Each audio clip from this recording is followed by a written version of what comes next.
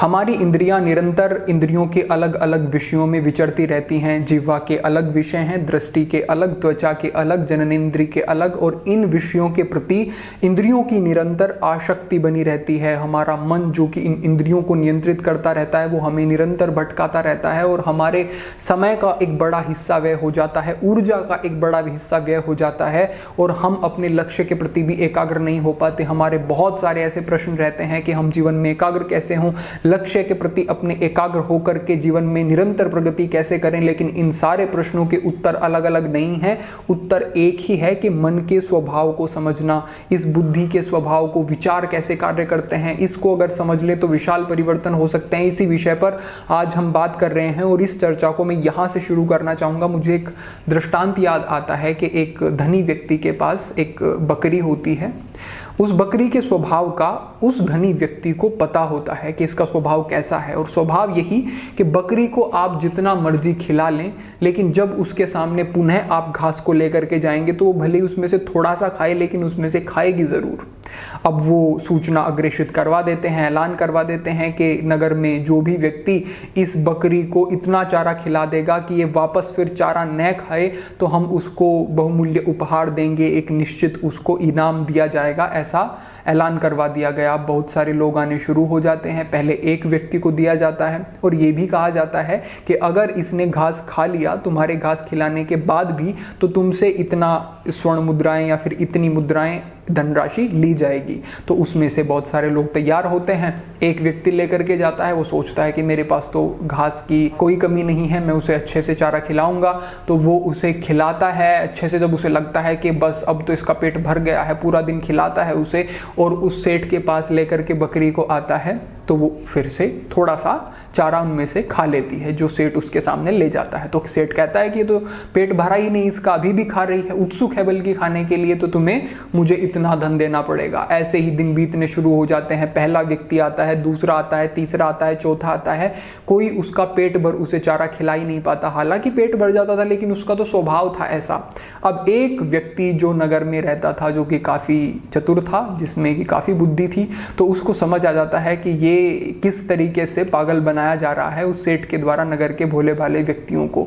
तो वो जो व्यक्ति है, जो चतुर व्यक्ति है, अब की बार सेठ के पास आता है और उसे कहता है कि मैं आपकी बकरी को निश्चित रूप से पेट भर चारा खिला सकता हूं और फिर ये आपका दिया हुआ चारा खाएगी भी नहीं। तो सेठ को हंसी आती है कि यही कहां से इसका पेट भर देगा, क्योंकि इसका तो स्वभाव है कि इसको तो खाना ही है जब इसके सामने चारा जाएगा। तो वो चतुर व्यक्ति उस बकरी को लेकर के चला जाता है। अब वो उसे एक बार चारा खिला देता है। चारा खिलाने के बाद बकरी का पेट भर जाता है, लेकिन जब वो दोबारा चतुर व्यक्ति उस बकरी के सामने चारा लेकर के जाता है, तो बकरी फिर से उसकी तरफ थोड़ा सा जो खाने की एक आदत थी उसके चलते आती है। तो वो हाथ में फिर एक डंडा रखता है, एक छड़ी रखता है और बकरी को उससे मारता है। हालांकि वो इस तरीके से नहीं मारता, बल्कि बस अभ्यास की तरह से वो उसे मारता है कि उसे एक डर बैठ जाए मन में उसके थोड़ा, कि हाँ ऐसा एक अभ्यास है कि भाई अगर पेट भरने के बाद दोबारा खाने की तरफ आएंगे तो ये ऐसे मार पड़ेगी। फिर से वो उसे कुछ चारा खिलाता है, लेकिन फिर से पेट भरने के बाद जब दोबारा चारा दिखाया जाता है फिर से आती, तो फिर से वो उसे एक छड़ी लगा देता है। तो इसी प्रकार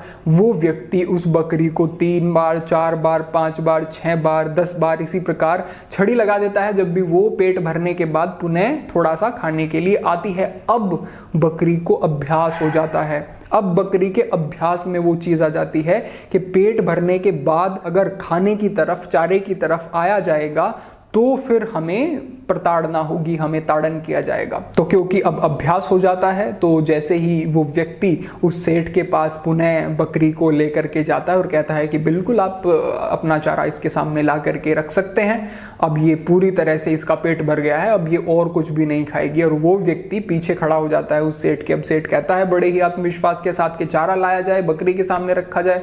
अब उसे तो विश्वास था कि बकरी जरूर खाएगी। अब जैसे चारा लाया जाता है और बकरी के सामने रखा जाता है, तो बकरी जैसे ही उस व्यक्ति को पीछे खड़ा हुआ देखती है और हाथ में उसके वही छड़ी जो कि अब तक बकरी को पड़ रही थी, तो बकरी अब चारे की तरफ देखती भी नहीं है, क्योंकि उसे पता था कि पेट तो भरा हुआ है, पेट में तो स्थान है ही नहीं।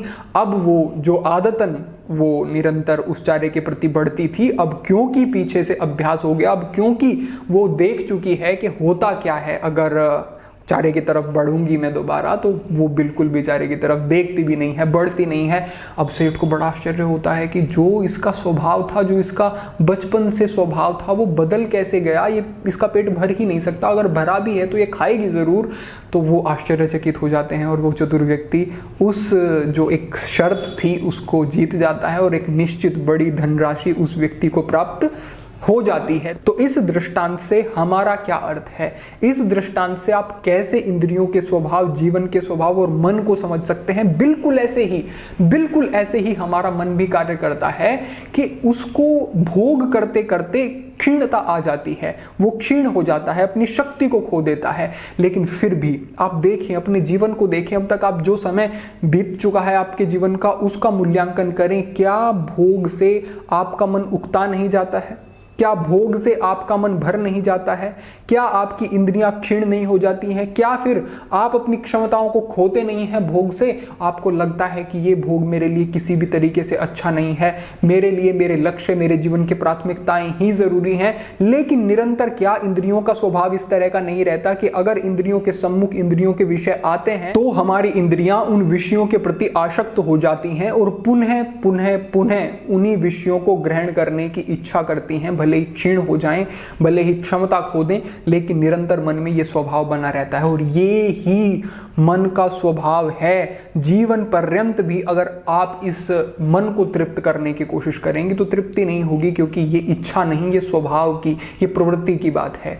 आपकी बुद्धि, आपका विवेक, आपकी चेतना के पास संयम है, लेकिन वो संयम आवृत है, ढका हुआ है। उस संयम के ऊपर जो आवरण है वो कैसे हटाया जा सकता है? बिल्कुल वैसे ही जैसे इस स्थान पर बकरी को अभ्यास कराया गया, जब भी उसने ऐसी चेष्टा की जो कि अनुचित थी। एक सीमा तक जरूरत होती है, एक सीमा तक ठीक होता है। ग्रस्त आश्रम भी है, ठीक है, उचित है, कोई अनुचित नहीं है। सात्विक भाव से जो भी किया जाएगा, कोई पदार्थ ग्रहण करने की इच्छा है, कर सकते हैं। पथ्य अपथ्य को देख करके, अपनी जीवन शैली और अपने शरीर की प्रकृति को देख करके अनुचित नहीं है। लेकिन जब आपको ऐसा लगे कि हाँ अब सीमाओं का अतिक्रमण हो रहा है, हाँ अब मेरे मन पर, मेरे आध्यात्मिक प्रगति और मेरे शरीर पर इस चीज का दुष्परिणाम है, मेरी जो प्रगति है, जीवन का मेरा जो लक्ष्य है वो बाधित हो रहा है, तो आपको ताड़न के माध्यम से, तो आपको निग्रह के माध्यम से अपने आप को रोकना पड़ता है। और वो कैसे होगा? ऐसा भी नहीं कि एकदम से आप अपनी बड़ी जो लंबे समय की आदतें हैं उसे छोड़ सकेंगे। हताश नहीं होना है, छोटे छोटे अभ्यास करने हैं।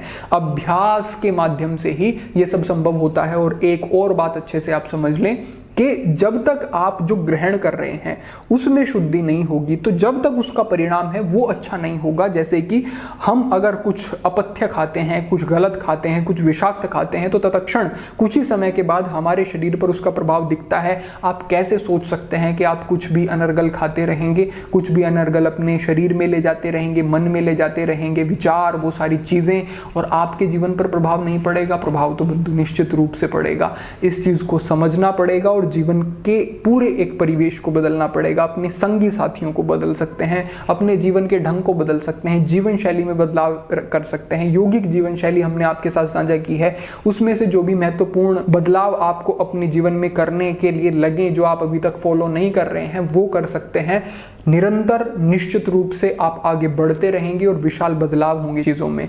तो आप इसी तरह से समझ लें इस विषय को कि आपका जीवन डेटा पर चलता है। जो डेटा, जो सूचनाएं, जो विचार या फिर जो आप परिवेश में देखते हैं, जो आपका मन संग्रहित करता है, बुद्धि में जाता है और उस पर आपकी प्रतिक्रिया होती है। प्रतिक्रिया वही होती है हमेशा जैसी चीजें आपके अंदर जा रही हैं। तो बस इसी चीज को बदलना है कि जो ग्रहण कर रही हैं आपकी इंद्रियां वो सात्विक हो, जो ग्रहण कर रही हैं उसमें कोई भी तामसिक तत्व न हो, तामसिक चीजें, तामसिक बात न हो। इस चीज को समझ लेंगे तो कोई समस्या नहीं है। इंद्रियां आपकी निरंतर चलायमान है, इंद्रियां आपकी कुछ ना कुछ ग्रहण करेंगी ही, तो इनको रोकने के बजाय इनको सही चीजें देना शुरू करो।